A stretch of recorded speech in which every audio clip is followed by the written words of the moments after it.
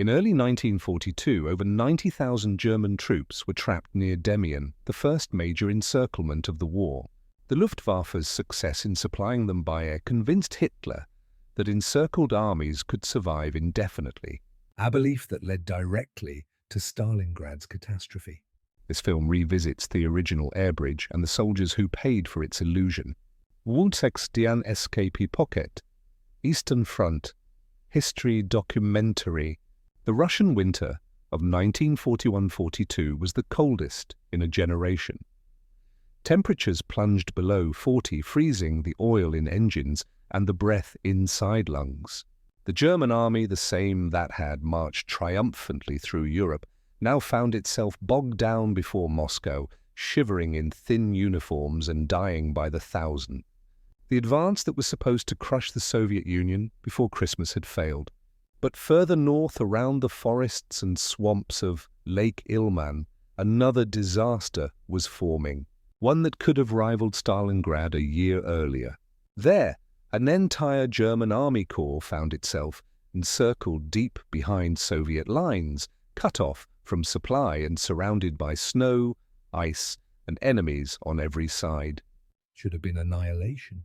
Instead, it became a story Hitler would twist into one of his greatest propaganda triumphs, the Demyansk Pocket. To understand how it happened, we must return to the winter of 1941. The Wehrmachts's Operation Barbarossa had been a campaign of astonishing speed. 500,000 square kilometers captured in just months. Entire Soviet armies destroyed. But by December, the German spearhead should outrun their supply lines. Hitler's dream of taking Moscow collapsed in the snows of December 1941, when the Red Army, led by Marshal Zhukov, launched a massive counter-offensive. The German lines, stretched thin and brittle, began to break. Across the entire front, Soviet armies surged forward, striking at every weak point. In the north, this offensive struck the sector held by the German 16th Army, commanded by General Ernst Busch. His forces were strung out across the frozen forests south of Lake Ilmen, a maze of rivers. Lakes and swamps turned to ice. Their right flank anchored near Starusa, their left near the village of Demyansk, an old market town surrounded by dense woods and peat bogs. The Red Army saw an opportunity. In January 1942, the Northwestern Front under General Pavel Kurykin hurled multiple armies, the 11th, 1st Shock and 34th, into the German lines north and south of Demyansk. Their objective was simple: cut the road between Steyr, Raus and Dayen, encircle the German course inside, and destroy it. By early February, the trap had closed. Two German corps, the 2nd Army Corps under General Walter Gruff on Brockdorf-Alfeld, and parts of the X-Corps were surrounded. In total, more than 95,000 German soldiers, along with 10,000 auxiliaries and several thousand wounded, were cut off in an area roughly 100 km. The encircled troops were an eclectic mix. Infantry divisions 12th, 30th, 32nd, 123rd and 290th, the SS Totenov Division and Supply, and Luftwaffe ground units. They were veterans hardened by the previous year's victories, but they were now isolated in one of the harshest winters on record, deep in enemy territory, with temperatures dropping below 40 degrees C at night. The Soviets expected them to surrender quickly. Soviet radio broadcasts taunted the trapped soldiers. "You are surrounded. There is no escape. Lay down your arms." But Hitler issued the opposite order. From his headquarters in East Prussia came the command, "Hold Demyansk. There will be no retreat." The Führer does not abandon his soldiers. For the men inside, it was both inspiration and death sentence. Supplies were already critical. The surrounding forests offered little cover from artillery fire, and the roads were impassable. Ammunition ran low. Bread rations shrank to a few ounces per day. The wounded froze to death in their blankets. Yet the Germans refused to yield. To keep them alive, the Luftwaffe proposed an audacious plan to resupply the entire pocket by air. General Kurt Student, the pioneer of Germany's airborne forces, and General Wolfgang von Richthofen of the 8th Air Corps drew up the operation. They calculated that if 200 transport aircraft could fly daily sorties into the improvised airstrips near Demyansk, they could deliver the minimum 270 tons of supplies per day needed to sustain the encircled troops. It had never been done before. Not on this scale, not in this weather. The first flights began in February.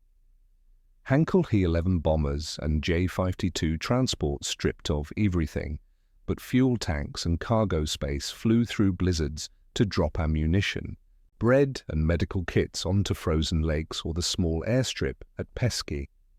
Soviet fighters prowled the skies, but the Luftwaffe persisted.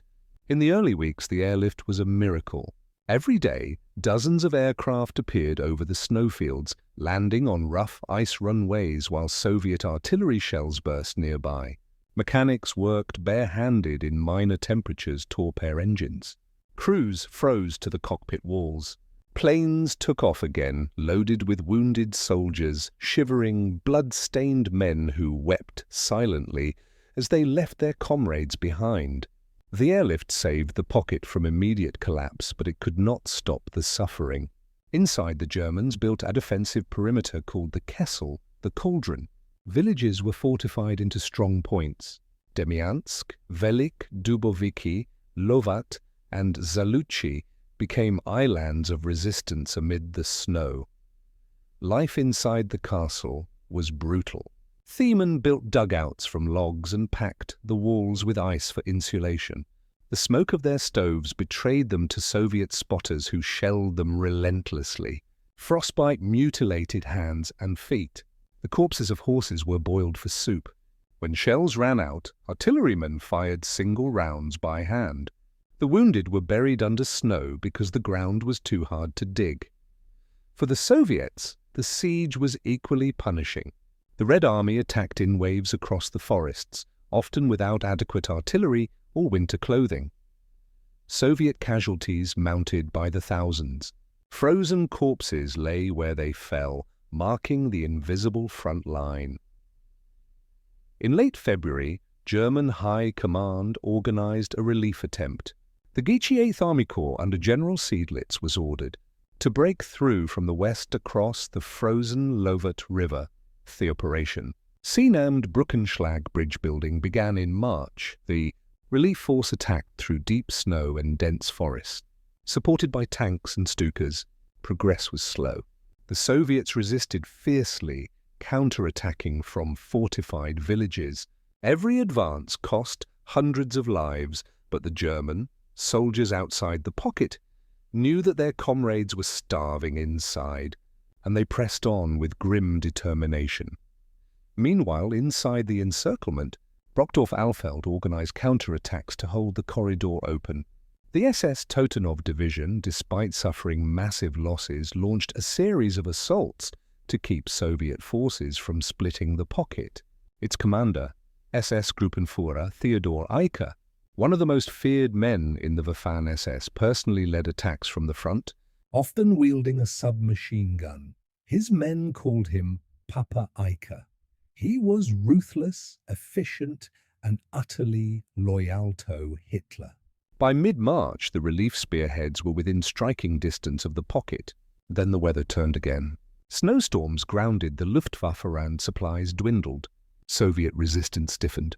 For days, the two German groups fought toward each other, separated by just a few kilometers of swamp and forest. On April 21st, after more than 2 months of encirclement, the corridor finally opened. The troops of the 2nd Army Corps met the advancing relief force near Ramuseo, linking the pocket to the outside world.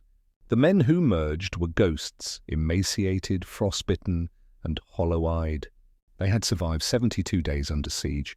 The Demyansk airlift had delivered 65,000 tons of supplies, a logistical feat unprecedented in warfare. It had cost the Luftwaffe dearly. More than 250 aircraft destroyed, 387 airmen killed, and hundreds more wounded. But it had worked. The encircled corps had not been annihilated. Hitler seized upon the event as vindication of his leadership. He hailed it as proof that an army could hold indefinitely if supplied by air and ordered never to surrender. "The Führer's faith has triumphed," proclaimed the newspapers. The men of the Demyansk pocket were celebrated as heroes of endurance, but the reality was darker.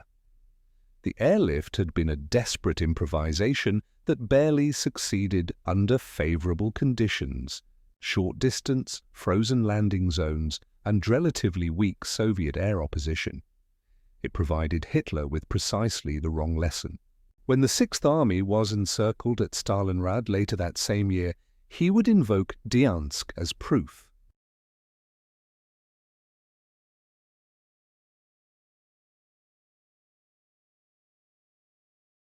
That supply by air could sustain an entire army, a fatal delusion that condemned 300,000 men. In the months following the breakout, fighting around Demyansk continued. The corridor was narrow, only 6 kilometers wide, and Soviet forces attacked it constantly.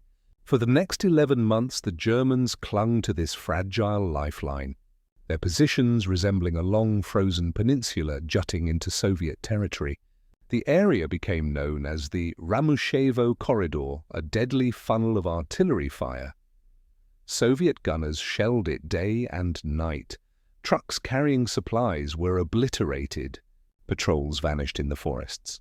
Both sides built bunkers of ice and logs manned by soldiers who rotated every few days to avoid madness. For the soldiers, the monotony of death became a routine.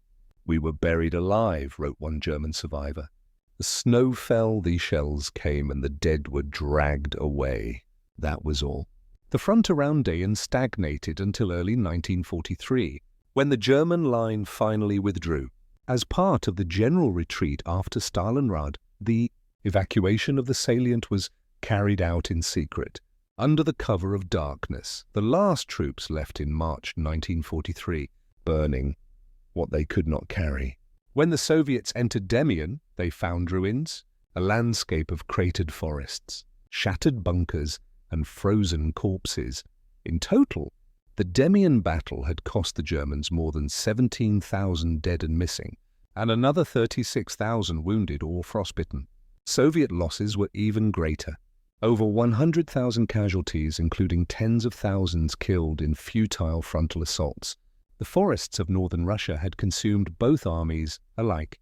But in Nazi Germany, the story was told differently. Goebbels' propaganda machine transformed Demyanskinto, a legend of heroism. Newsreels showed smiling soldiers receiving airdropped bread, pilots waving from their cockpits, officers saluting the Führer's portrait.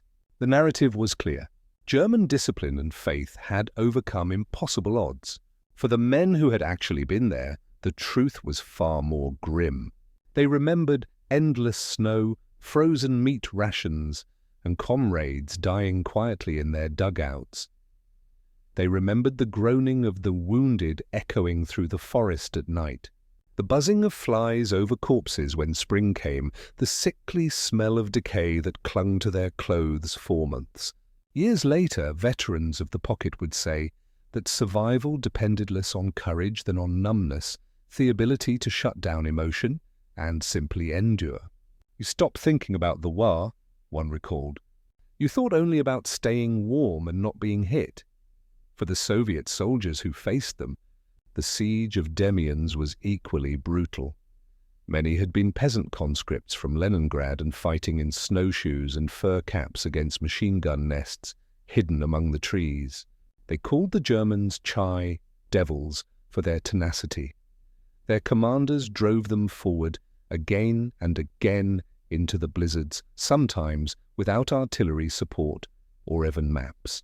The frozen lakes were red with blood, but the order was always the same: attack. In the end, Demyansk changed little on the map, but much in perception. For the Wehrmacht, it became a symbol of perseverance. For Hitler, it became a dangerous myth. The illusion that air supply could sustain encircled forces would later doom the Sixth Army at Stalingrad, and again the forces at the Kuban bridgehead. The real legacy of Demyansk was human, a preview of theatrician warfare that would grind both armies down over the next 3 years. It showed the Red Army learning from its mistakes, improving coordination and logistics, and it showed the German army beginning its slow transition from blitzkrieg to survival, from lightning war to static defense in snow and mud. Today, the forests around Demyan are quiet.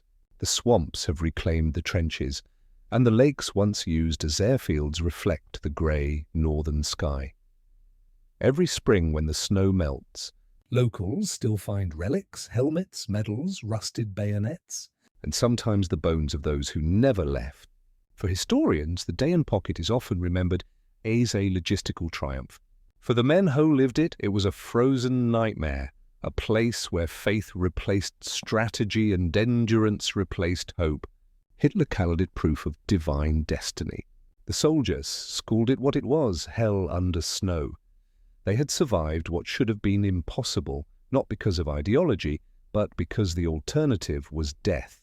And though their ordeal became a rallying cry for the Reich, it also marked the moment when the war in the East changed forever. From Dayan onward, the German army fought not for victory, but for time.